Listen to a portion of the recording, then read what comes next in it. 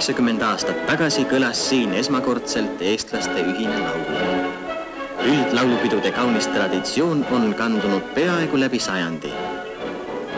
Ja edasi viivad seda uue põlvkonna esindajad.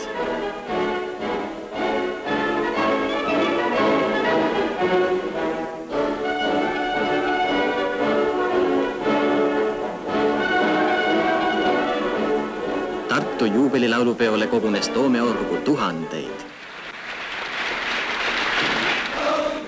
Laulud pühendan sul, vanematest armastatud kallis kodumaa. Võimsasti luksub süda siis mul, kui sulle laulan mu riisa. Ainuüksi meeskooride esinemiseks tuli laululavale 1600 meest.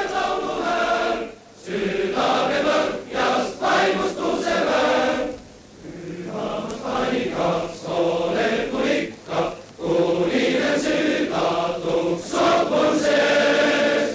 Võimsasti kõlasis ühine laul, õitsegu kasvagu kodumaa. Kaunimatele lauludele ja vanale laulupidude organiseerijale, tunnustatud ning armastatud koorijuhile Juhan Simmile kiiduavaldused.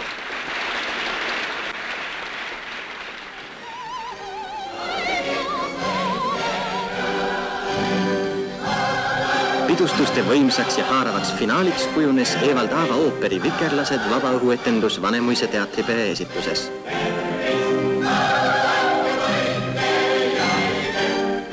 Tartu laulupidu koos 10 linnade ja rajoonide laulupäevadega on suureks proloogiks tuleval aastal toimuvale Eesti NSV üldlaulupeole.